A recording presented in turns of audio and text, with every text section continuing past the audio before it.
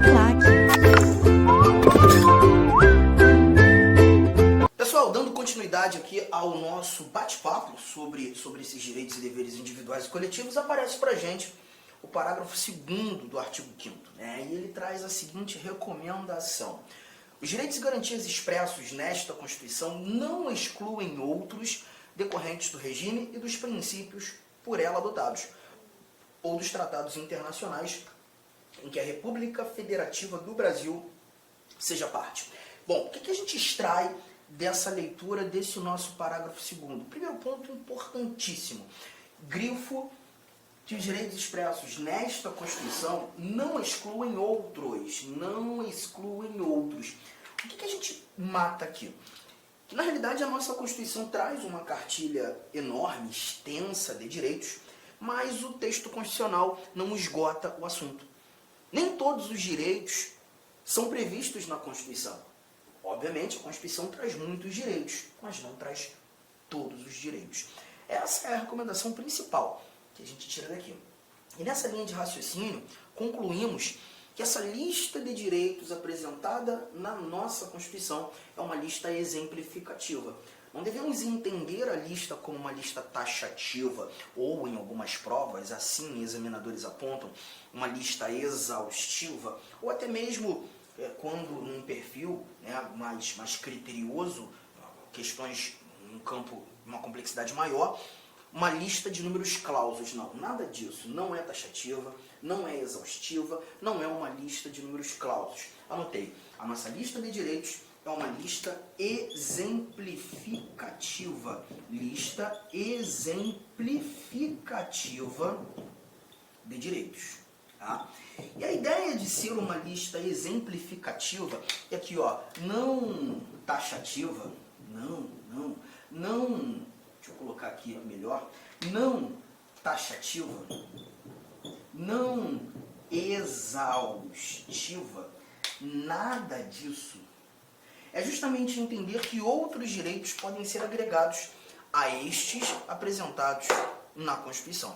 Interessante que na leitura, na complementação da leitura, o Constituinte diz que os direitos e garantias expressos nesta Constituição, eles não excluem outros decorrentes do regime e dos princípios por ela adotados. Obviamente, o Constituinte, quando desenhou a nossa Constituição, quando formulou essa literatura constitucional, o Constituinte apresenta para a gente, né, um regime democrático, garantidor de liberdades, e a gente falou muito sobre democracia, né, a nossa democracia participativa, a nossa democracia representativa, quando estudando os princípios fundamentais dessa linha de raciocínio, novos direitos podem ser agregados à Constituição, oriundos muitas vezes de emendas constitucionais. Todavia, quando da pretensão do Constituinte derivado reformador, aquele que altera a Constituição por meio de emendas constitucionais, há de se respeitar os princípios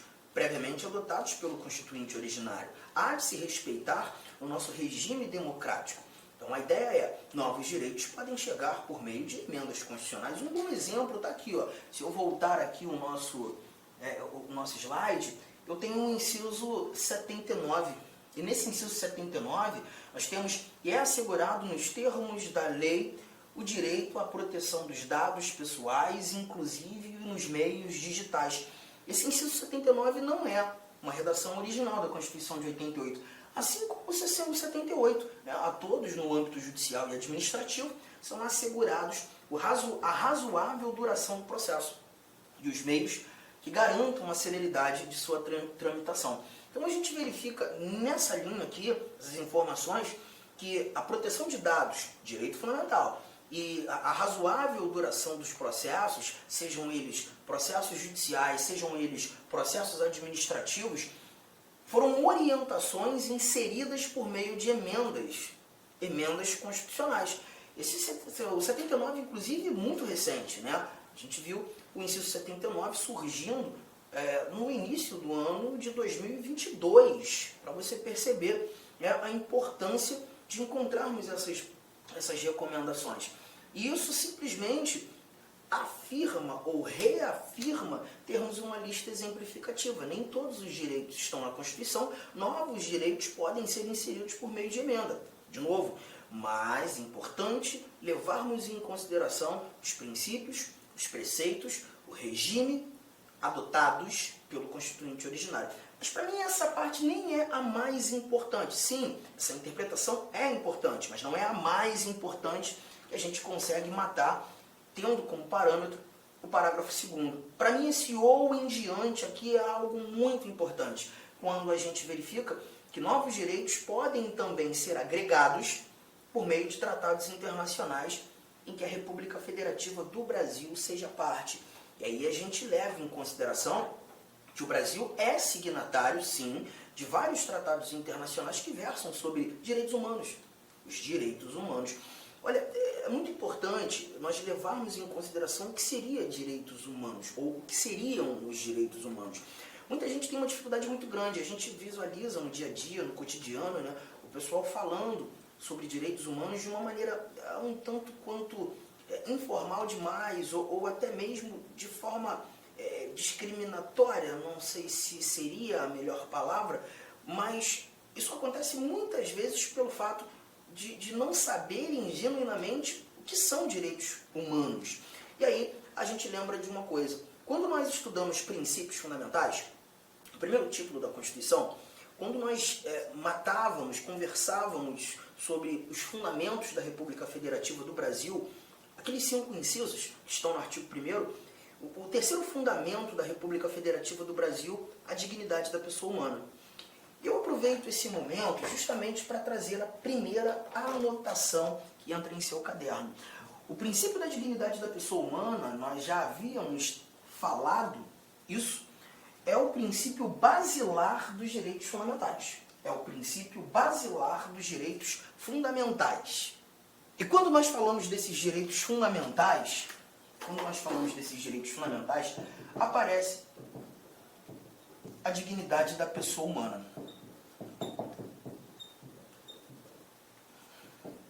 Olá, meus amigos, minhas amigas, eu sou o professor Lá, que inicialmente eu peço licença para vocês, pois interrompi o seu vídeo, seus estudos, mas eu tenho que dar para vocês aqui um recado muito importante, até porque vocês estão aí fazendo esse curso no YouTube. No YouTube faz parte do nosso projeto social aqui da Lá Concursos. Então é o seguinte, esse curso aqui no YouTube, ele é completaço, tá? Completaço. Então você pode acessar o nosso canal, né? Participem aí, eu quero realmente que vocês compartilhem, eu quero que vocês estudem por essa playlist nossa aqui da Lá Concurso. Uma vez por mês, né? Aliás, toda semana, nós aqui da Lá Concurso, nós fazemos isso. Nós escolhemos um curso, né? Aliás, um concurso, disponibilizamos esse curso no YouTube, 100% gratuito para a galera. Ah, professor, como é que eu tenho acesso ao material? Ah, professor, como que eu tenho acesso, professor, a essa metodologia do Personal Coach, né? O que é o Personal Coach? É a nossa metodologia em regime de metas.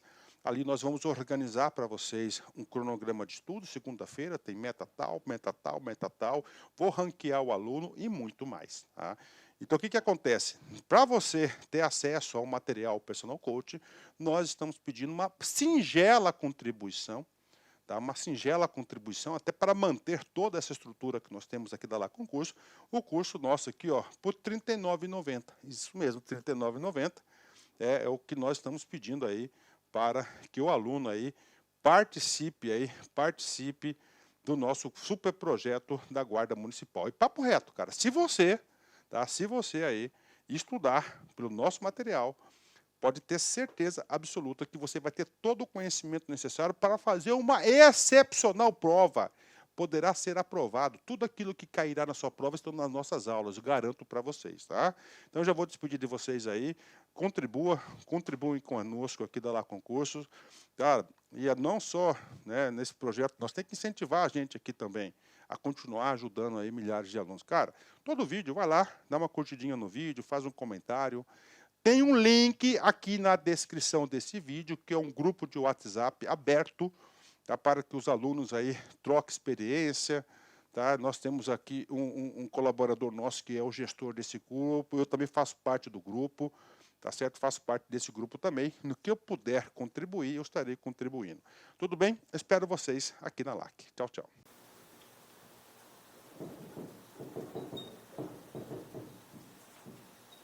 Bom, vamos lá, vamos entender isso aqui, tá? Direitos fundamentais são desdobramentos do princípio da dignidade da pessoa humana.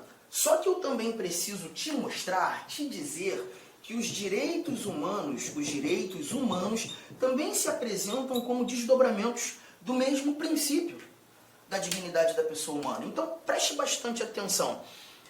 Vou ter que trazer um exemplo, né, de um ato internacional muito importante nessa conjugação. Por exemplo, quando nós falamos... Oi, alô? Ah, então beleza. Tá, show de bola. Obrigado, irmão. Valeu.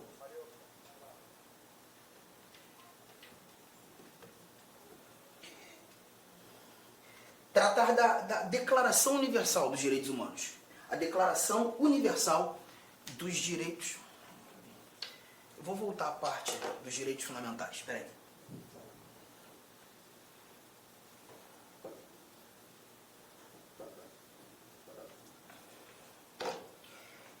E tendo como parâmetro os direitos fundamentais, fazendo esse link, a dignidade da pessoa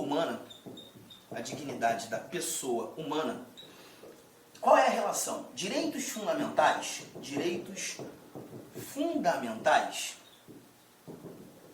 são desdobramentos desse princípio. Tudo bem? Até aqui? Só que eu também preciso te dizer que os direitos humanos também se apresentam como desdobramentos desse mesmo princípio. Eu vou ter que trazer um exemplo de um ato internacional muito importante no nosso cotidiano, né, que é a chamada Declaração Universal dos Direitos Humanos. Essa Declaração Universal dos Direitos Humanos foi o primeiro ato internacional sobre essa ramificação de direitos humanos, um ato que buscou efetivamente internacionalizar direitos humanos. Esse ato nasce 3 anos após a criação da ONU, pela Assembleia Geral das Nações Unidas, precisamente no dia 10 de dezembro de 1948, em Paris. E ali a gente encontra 30 artigos nessa Declaração Universal dos Direitos Humanos. 30 artigos. Bom, vamos lá, vamos entender isso aqui. Dentre os artigos nós temos liberdade de locomoção, nós temos liberdade de credo religioso, vedação à tortura, falamos sobre remédios constitucionais, temos informações sobre direito de propriedade, sobre direito de nacionalidade, fala sobre educação, fala sobre direitos políticos. Então você percebe que na conjuntura da Declaração Universal dos Direitos Humanos, os exemplos que eu citei aqui são exemplos que também encontramos na Constituição, na nossa Constituição de 1988. Aí alguém poderia dizer, então você está querendo me dizer que a Declaração Universal dos Direitos Humanos teve como parâmetro os direitos fundamentais apresentados na nossa Constituição? Não, no contrário.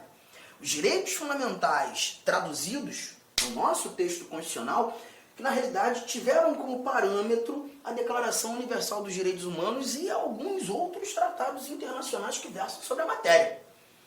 Perceba, tratam do mesmo conteúdo. Ambos desdobramentos do mesmo princípio. O princípio da dignidade da pessoa humana. Então não há diferença? Há diferença. Mas a diferença não está no conteúdo, na matéria. A diferença, ela está na aplicabilidade. Porque quando tratando dos direitos fundamentais, nós verificamos aplicabilidade nacional. Aplicabilidade nacional. Os direitos fundamentais são apresentados em constituições e terão aplicabilidade no território daquele determinado Estado soberano. Os direitos humanos, por sua vez, já apresentam para a gente aplicabilidade universal. Então a gente está verificando aqui facilmente que nós temos na realidade desdobramentos do mesmo princípio, mas com aplicabilidades distintas. É por isso que tratados internacionais internacionais versando sobre direitos humanos podem agregar valor aos direitos fundamentais apresentados na nossa Constituição. Isso, mais uma vez, ratifica a ideia que a nossa lista de direitos prevista na nossa Constituição não é uma lista taxativa, não é uma lista fechada, não é uma lista exaustiva, é uma lista aberta, é uma lista exemplificativa.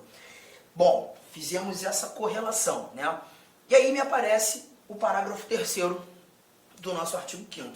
Queria que você anotasse essas informações são extremamente importantes para todos nós, só que o parágrafo 3º vem e traz mais alguns valores sobre esses mesmos tratados internacionais sobre direitos humanos. Olha o que nós encontramos aqui. Parágrafo 3º. Os tratados e convenções internacionais sobre direitos humanos que forem aprovados em cada casa do Congresso Nacional, 2 turnos, 3/5 dos votos dos respectivos membros serão equivalentes às emendas constitucionais. Perceba que o parágrafo 3º, ele traz para a gente os tratados internacionais tendo que passar por uma aprovação, por uma confirmação do nosso Congresso Nacional. Bom, nitidamente, na interpretação, nós verificamos que os tratados internacionais eles não são criados pelo nosso legislador, pelo nosso poder legislativo, mas eles devem ser confirmados pelo nosso legislador, pelo nosso poder legislativo. Aí eu te lembro um detalhe, não faz parte desse conteúdo nesse momento, mas quando nós estudamos as competências do Presidente da República, artigo 84, inciso 8º, nós encontramos que compete privativamente ao Presidente da República celebrar tratados e convenções internacionais, Presidente agindo como chefe de Estado, representando a soberania da República Federativa do Brasil, sujeitos a referendo do Congresso Nacional. E aí a gente vem mais uma vez para o quadro para fazer mais uma anotação. Essa anotação aqui, ó, as equiparações dos tratados internacionais. Cuidado com esse bate-papo, isso aqui é extremamente relevante para a gente. Começa assim, ó, em regra geral, os tratados internacionais, eles são equiparados às leis ordinárias federais. Eles são celebrados pelo Presidente da República e sujeitos ao crivo do nosso Congresso Nacional. E quando falo crivo do Congresso Nacional, esse tratado internacional que tem força de lei, uma norma infraconstitucional, ato normativo que está abaixo da Constituição, devem passar pelas 2 casas do Congresso Nacional, Câmara dos Deputados, Senado Federal, as 2 casas do Congresso, a exigência de um único turno de aprovação e a maioria mais fácil que tem, a maioria simples, que é aquela maioria que a gente costuma dizer metade mais um daqueles que estão presentes naquela determinada sessão de deliberação, aquela determinada sessão de votação, tá? Mas é engraçado, eu tinha estudado isso de uma outra forma. Eu tinha estudado isso aqui, 2 casas, 2 turnos, 3/5. Não é isso? Calma, por enquanto, ainda não. Porque a gente está tratando dos tratados internacionais que têm força de lei. Esse tratado internacional, ou essa equiparação, é a equiparação regra, tá? Quando a gente vai lá para o parágrafo 3º do artigo 5º, aquele que a gente acabou de ler, nós verificaremos um outro tratado, que são os tratados internacionais que versam sobre direitos humanos. Aí o cuidado que você tem que ter. Esses tratados, esses aqui, acabam tendo força de emenda constitucional. E aí sim, se você busca dar força de emenda, se esse tratado vai ter força de norma constitucional, não de uma lei qualquer, se esse tratado vai estar lá junto aos dispositivos da Constituição e não abaixo da Constituição, aí o processo de aprovação ele é diferente. A exigência, sim, passar pelas 2 casas do Congresso, de novo, Câmara dos Deputados, Senado Federal, a exigência de 2 turnos de votação em cada uma dessas casas e a exigência de uma maioria diferente, que é a tal da maioria qualificada em 3/5 de votação. Tá? Deixa eu fazer alguns comentários pertinentes aqui para você. Sempre quando a Constituição, você já começa a entender isso agora, sempre quando a Constituição exigir uma votação em fração, essa maioria vai ser chamada de qualificada. Como regra geral, tendo como parâmetro conteúdos programáticos que são recorrentes em concurso público, nós temos, na realidade, em regra geral, duas frações. Ou o Congresso delibera em 2 turnos, ou o Congresso delibera em 2/3, ou em 3/5. Nesse caso, 3/5. E essa fração que sintetiza a tal da maioria qualificada, porque é uma maioria mais exigente, é uma maioria mais robusta, é uma votação mais solene, você vai ter sempre como base de cálculo total da casa. Então perceba, aqui eu não vou usar os 3/5 daqueles que estão presentes. Não, 3/5 do total, independentemente de quantos estiverem presentes. Poxa, Arthur, essa votação aqui é mais criteriosa, né? Mas tem que ser, porque você está versando sobre um conteúdo muito importante, direitos humanos, que vão agregar valor aos vários direitos fundamentais que estão na nossa Constituição. Então, o que eu quero que você perceba, por enquanto, eu estou te mostrando aqui 2 equiparações possíveis aos tratados internacionais. Existem tratados internacionais que terão força de lei e existem tratados internacionais que terão força de emenda. Arthur, quais são esses tratados internacionais que terão força de lei? Os tratados internacionais com força de lei são aqueles tratados internacionais que não versam sobre direitos humanos, que não tratam desse conteúdo. Então, me dá exemplos agora. Pensa assim, imagine você ter o presidente, daqui a alguns meses, participa de uma conferência internacional, os países do Mercosul, e nessa conferência fica consignado que os países participantes do Mercosul agora têm um efetivo livre comércio, tá? Agora tu vai poder ir lá para o Paraguai, fazer tuas compras, aquela muamba gigante, e entrar aqui independentemente de valor que gastou e sem nenhum tipo de taxação extraordinária. Agora está tudo livre, totalmente livre. Um tratado internacional, mas um tratado internacional que discute ou versa sobre direito comercial. Não é um tratado internacional que versa sobre direitos humanos. Então, se o tratado internacional não versa sobre direitos humanos, versa sobre outro conteúdo, não diz respeito a direitos humanos, a força será de lei. E a aprovação acontecerá dessa maneira. O único tratado internacional que terá a oportunidade de ser equiparado à emenda constitucional são aqueles que versam sobre direitos humanos. Mas, para tanto, a exigência de um processo legislativo mais robusto. Tudo tranquilo até o momento? Agora, guarda mais um detalhe.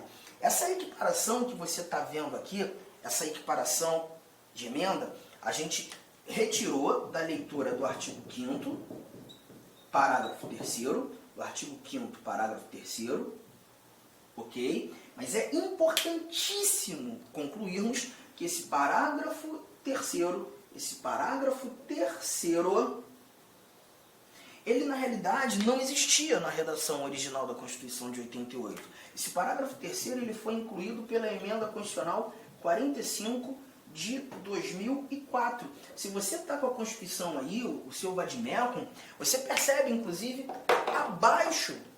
Olá, meus amigos, minhas amigas, eu sou o professor Lá, que inicialmente eu peço licença para vocês, pois interrompi o seu vídeo, seus estudos, mas eu tenho que dar para vocês aqui um recado muito importante, até porque vocês estão aí fazendo esse curso no YouTube.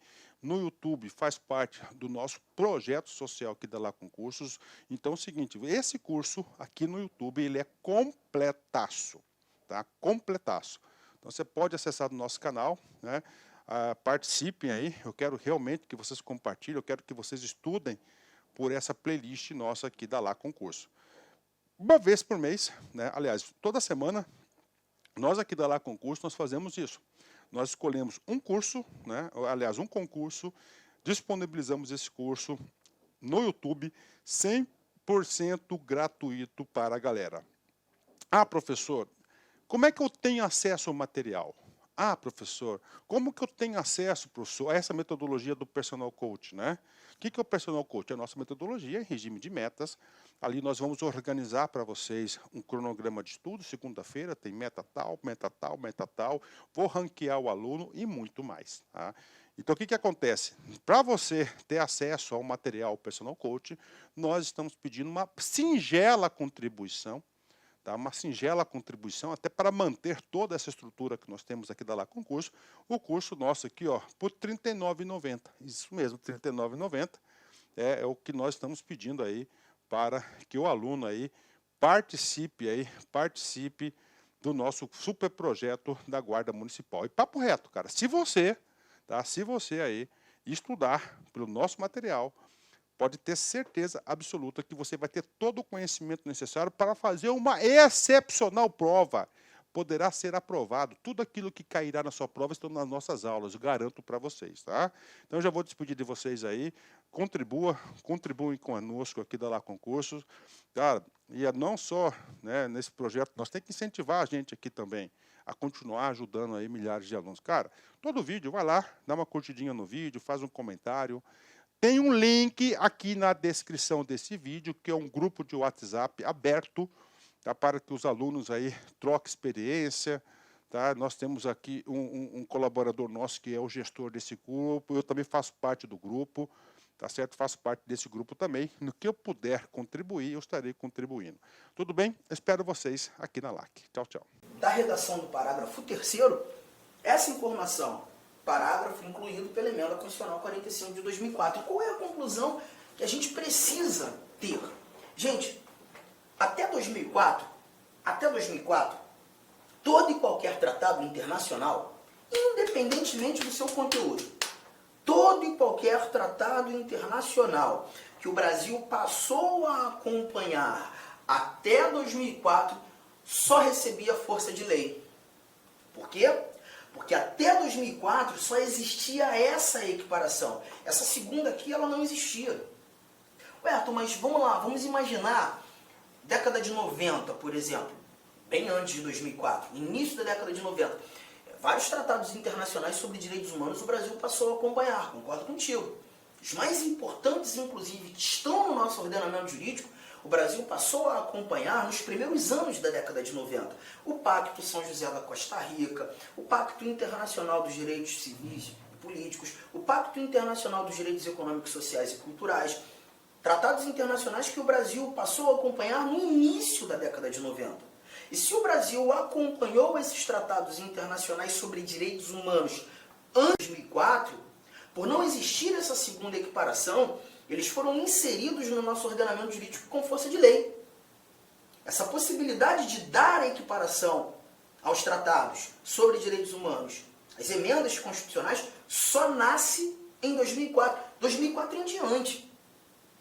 E aí a pergunta que fica é, Arthur, esses tratados vários sobre direitos humanos que o Brasil passou a acompanhar antes de 2004, ainda hoje, no nosso ordenamento jurídico, tem força de lei ainda? Não. Não tem mais. Tá? Não tem mais. Como é que isso mudou? Já está anotado, né? Já está anotado. Então preste bastante atenção. A pretensão, trazendo essa emenda, essa segunda equiparação, foi justamente nos fazer entender a importância dos direitos humanos. A importância dos direitos humanos. Porque o que temos nesse contexto é isso aqui, ó. Preste bastante atenção. Eu tenho aqui o meu ordenamento jurídico. Eu tenho os tratados internacionais. Deixa eu botar a Constituição desse lado para ficar bem claro. Eu tenho os tratados internacionais com força de lei.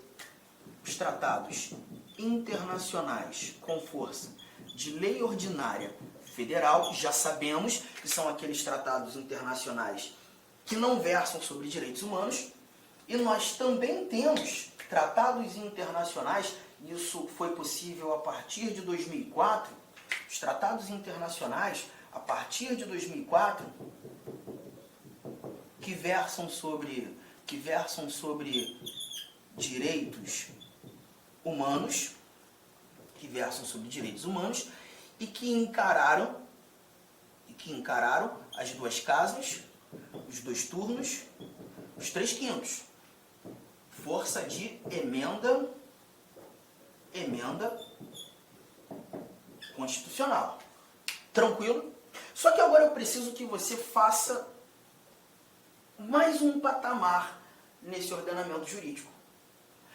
E vai lembrar que nessa meiuca aqui, você também vai encontrar tratados internacionais que versam sobre direitos humanos, mas que não foram aprovados dessa maneira, que foram aprovados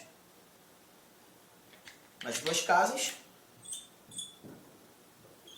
um único turno, maioria simples.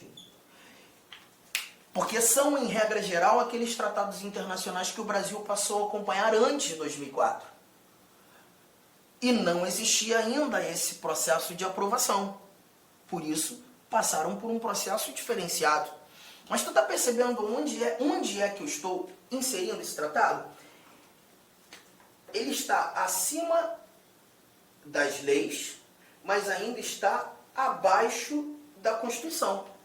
Então é importante, deixa eu colocar um asterisco aqui, nós levarmos em consideração que esses tratados internacionais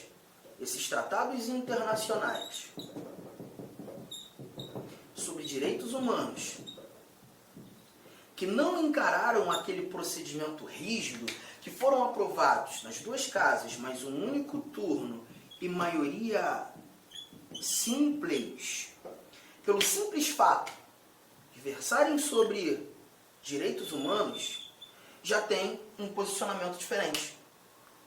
Eles estão acima das leis, mas ainda abaixo da Constituição. E é justamente o que nós encontramos em muitas questões. O tal do status supralegal, acima das leis, porém infraconstitucional, abaixo da Constituição.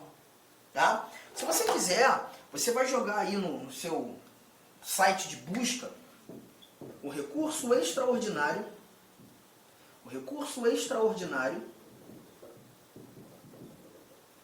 466-343, julgado em 2008 pelo Supremo Tribunal Federal. E nesse julgamento, o Supremo Tribunal Federal teve que encarar uma discussão gigantesca sobre a prisão do depositário infiel, e nós teremos a oportunidade de conversar sobre isso num momento oportuno. É o inciso 67, ele vai aparecer aqui na nossa preparação, mas foi justamente nesse instante que a gente verifica essa terceira equiparação surgindo. Não, peraí, vamos colocar aqui tudo em pratos limpos. Quantas equiparações você viu aqui comigo? 3 equiparações, tá?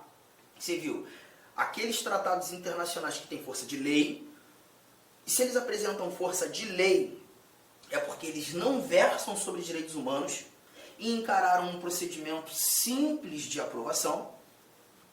Você também vai encontrar tratados com força de emenda.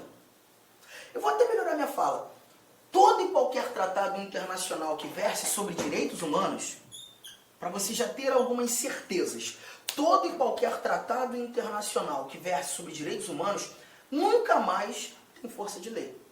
Pelo simples fato de versar sobre direitos humanos, nunca mais terão força de lei. Ou eles terão força de emenda, ou eles trarão o status supralegal. Força de emenda ou status supralegal. Arthur, como é que eu vou saber se ele tem força de emenda ou se ele tem um status supralegal? Se ambos versam sobre direitos humanos, a maneira em que ele foi aprovado.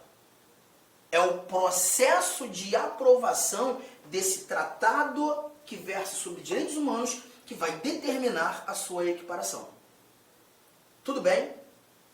Tranquilo?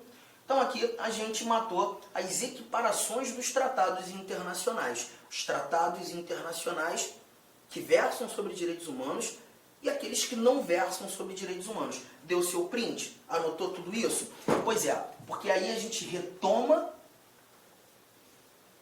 aquela fala nossa do parágrafo 3º. Eu poderia até trazer novamente o parágrafo, poderia não, vou trazer o parágrafo 2º mais uma vez. Olha o que o parágrafo 2º traz pra gente. Que os direitos e garantias expressos nesta Constituição não excluem outros decorrentes do regime e dos princípios por ela adotados, ou dos tratados internacionais em que a República Federativa do Brasil seja parte. A lista exemplificativa de direitos, uma lista que não é fechada, é aberta. Outros direitos podem ser agregados, inclusive por meio de emendas constitucionais. Melhor, e além das emendas constitucionais, os tratados internacionais. E aí aparece o parágrafo 3º, nos mostrando que tipo de equiparação nós buscamos dar aos tratados internacionais que versam sobre direitos humanos. Os tratados e convenções internacionais sobre direitos humanos que forem aprovados dessa forma, em cada casa do Congresso, passou pela Câmara, passou pelo Senado, teve o crivo dos deputados federais, crivo dos senadores federais. Em 2 turnos de votação em cada casa, 3/5 dos votos dos respectivos membros serão equivalentes às emendas constitucionais. Se o tratado versa sobre direitos humanos encarou esse processo de aprovação, força de emenda. Se não encarou esse processo de aprovação, mas versa sobre direitos humanos, não mais terão força de lei, estarão acima das leis, mas ainda abaixo da Constituição. Tudo bem? E aí, para aquelas questões mais chatas, que exigem muitas vezes até cálculo, depende da banca, né? Tem banca que gosta de perturbar o nosso juízo. Eu acho muito importante você levar em consideração que esse tratado internacional vai ter que ser aprovado nessas 2 casas. Primeiro turno na Câmara, segundo turno na Câmara. Temos também o primeiro turno no Senado, o segundo turno no Senado. A exigência dos 3/5 dos votos dos membros dessas 2 casas em cada um desses turnos. Se na Câmara dos Deputados você conta com 513 deputados federais, a exigência de pelo menos 308 votos em cada um desses turnos para a aprovação. Se no Senado Federal você conta com 81 senadores federais, a exigência de pelo menos 49 votos em cada um desses turnos. E dessa maneira, o Tratado Internacional conquistará força de emenda constitucional. Tudo bem? Então, gente, fechamos aí essa parte, tá? Temos ainda muito a tratar, mas esse muito a tratar, a gente continua daqui a pouco. Clique like.